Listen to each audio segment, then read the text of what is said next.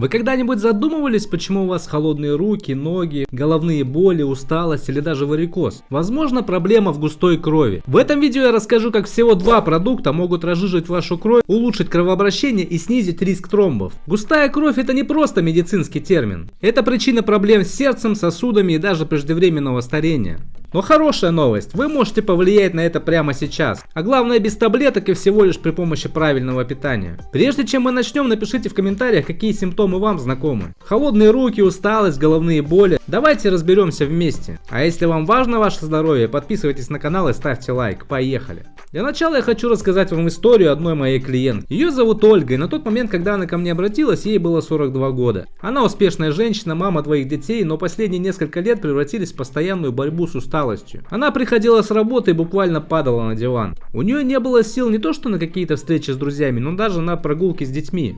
Она все списывала на возраст, загруженность, стрессы. Но однажды случилось то, что заставило ее по-настоящему задуматься. В один из дней, когда она ехала на машине, у нее вдруг резко закружилась голова, потемнело в глазах, и она едва успела свернуть на обочину. Как она рассказывала, это был очень тревожный звоночек для нее. После этого Ольга сразу решила обратиться к врачу, и анализы показали, что у нее вязкая кровь. Врач прописал аспирин и так в общих чертах сказал наладить питание, но конкретных инструкций он ей не дал. Она и пришла ко мне с этим запросом составить ей рацион. Уже через 2 недели она заметила, что начала чувствовать себя бодрее, а через месяц ее жизнь полностью изменилась. Ушли головокружение, тяжесть в голове, появилась легкость в теле, энергия, кожа стала более увлажненной, а волосы перестали выпадать. Тогда Ольга сказала мне: я впервые чувствую себя живой за много лет. Почему-то эти слова вот мне так запомнились. И все это получилось у нас без таблеток, только лишь благодаря правильному питанию. Почему я рассказываю эту историю? Все дело в том, что Ольга не единственная. 80% людей даже не подозревают, что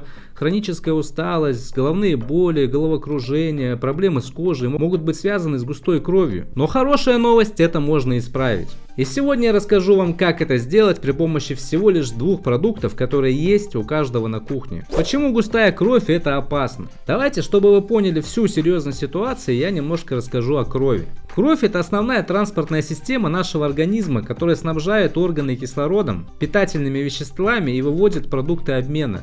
Ее состояние напрямую зависит на здоровье сердца, сосудов и внутренних органов. Замедленный кровоток и нехватка кислорода. Представьте себе реку. Если вода в ней чистая и текучая, она свободно несет все необходимое, поддерживая жизнь. Но если вода загустевает, темнеет, замедляется и река превращается в болото. То же самое происходит и с кровью. Густая кровь движется медленнее, из-за чего органы и ткани получают меньше кислорода. Это приводит к хронической усталости, головным болям и даже проблемам с кожей. Клетки начинают задыхаться, организм работает на пределе возможностей. Повышенная нагрузка на сердце. Сердце — это насос, который перекачивает кровь по всему организму. Когда кровь становится густой, сердце вынуждено работать с перегрузкой, чтобы протолкнуть ее по сосудам. Это может привести к повышенному артериальному давлению, аритмии и даже сердечной недостаточности. Представьте, что вам нужно выпить жидкость через трубочку. Если это вода, то вы отлично справитесь. Но если это густой коктейль или кисель, то вам нужно приложить какие-то усилия. С сосудами то же самое. Чем она гуще, тем и сложнее проходить по капиллярам и артериям. Опасность тромбов. Одним из самых серьезных последствий густой крови является образование тромбов и сгустков, которые могут закупорить сосуды. Если тромб перекроет сосуд в мозге, это приведет к инсульту. Если в сердце, то к инфаркту. Тромбы могут образовываться в венах ног, что приводит к тромбозу, который опасен тем, что сгусток может оторваться и попасть в легочную артерию, что нередко заканчивается летальным исходом. Варикоз и проблемы с сосудами. Густая кровь затрудняет венозный отток, что приводит к расширению вен, отекам и варикозу. Люди с густой кровью часто жалуются на тяжесть в ногах, особенно к вечерам. Как понять, что у вас густая кровь? Некоторые признаки могут указывать на повышенную вязкость крови, частые головные боли и головокружение, хроническая усталость и сонливость, холодные конечности, руки и ноги, повышенное давление, варикозное расширение вен, сухость кожи и ломкость волос. Какие из этих симптомов знакомы вам? Напишите в комментариях. Первый продукт для разжижения крови. Как ни странно, но это вода, основа нашей жизни. Однако, несмотря на ее очевидную важность, большинство людей пьет ее недостаточно. Густая кровь — это не только проблема питания, но и результат обезвоживания. Когда организму не хватает жидкости, кровь становится более вязкой. Существует миф, что в день нужно выпивать около 2-3 литров воды. На самом деле точность этого показателя зависит от многих факторов. От индивидуальных особенностей организма, от физической нагрузки, от климата и рациона питания. Для большинства людей достаточно 1,5 литра воды в день. Этого объема вполне достаточно, чтобы поддерживать нормальную вязкость крови и обеспечивать клетки необходимой жидкостью. Но важно не только количество воды, но и то, как ее пить. Как пить воду, чтобы она действительно разжижала кровь? Многие люди совершают ошибки в питьевом режиме. Даже при употреблении достаточного количества воды это не приносит пользы. Вот несколько правил, которые помогут вам увлажнять организм и поддерживать здоровье крови. Пить небольшими порциями в течение дня. Если выпить сразу 2 стакана воды, организм не сможет ее эффективно усвоить. Большая часть просто выйдет с мочой. Лучше пить по 100-150 мл каждые 1-2 часа. Такой режим позволяет воде постепенно поступать в кровь и поддерживать ее текучесть. Добавьте щепотку соли или лимон. Чистая вода довольно быстро проходит через организм, но если добавить немного соли или лимонного сока, она задержится и лучше усвоится клетками. Все дело в том, что соль помогает воде лучше проникать в клетки и удерживаться в организме. Это особенно важно, если у вас низкое давление или головокружение. Лимон содержит витамин С и калий, который способствует разжижению крови. Лучший вариант — это утром натощак выпить стакан воды с несколькими каплями лимонного сока и щепоткой морской соли. Это улучшает кровообращение и запускает обменные процессы. Не считать кофе и чай за воду. Многие думают, что если они пьют чай, кофе или соки, то они получают достаточное количество жидкости. Например, кофе или чай — это мочегонные напитки, которые наоборот выводят жидкость из организма. Если вы пьете много кофе, вам нужно увеличивать количество потребляемой воды. Газированные напитки и пакетированные соки содержат сахар, а он наоборот способствует загущению крови. Лучше заменить чай или кофе на теплую воду, травяные настои или на ту же воду с лимоном. Дополнительные советы по питьевому режиму. Пейте воду за 20-30 минут до еды. Это улучшает пищеварение и предотвращает загущение крови после принятия пищи. Если любите запивать, не пейте очень много воды во время еды. Это разбавляет желудочный сок и замедляет пищеварение. Увеличивайте потребление воды во время жаркой погоды или физической активности. Организм теряет больше воды, ее запасы нужно восполнять. Также обязательно пейте воду, теплую воду после пробуждения. Это помогает разбудить организм и запустить кровообращение. Вода — это самый доступный способ разжижения крови. Достаточное потребление жидкости снижает нагрузку на сердце, улучшает циркуляцию крови и предотвращает образование тромбов. Второй продукт для разжижения крови. На самом деле здесь подходит большое количество продуктов, но мы возьмем как основу это белок.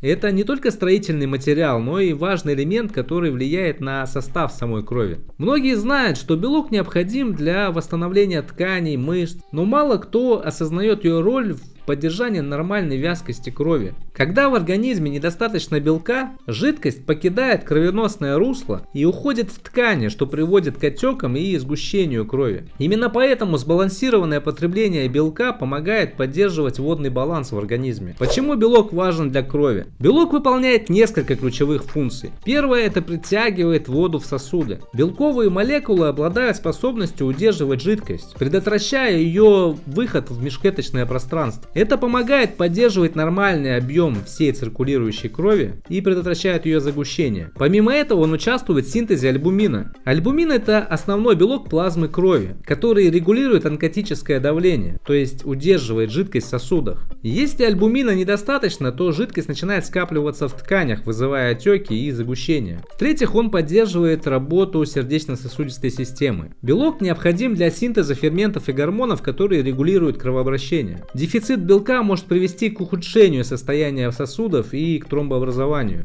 Ну и в-четвертых, он способствует регенерации тканей. Белок играет огромную роль в восстановлении клеток, в том числе клеток сосудистой стенки. Если сосуды повреждаются, а белка в организме недостаточно, они становятся менее эластичными, что повышает риск их закупорки.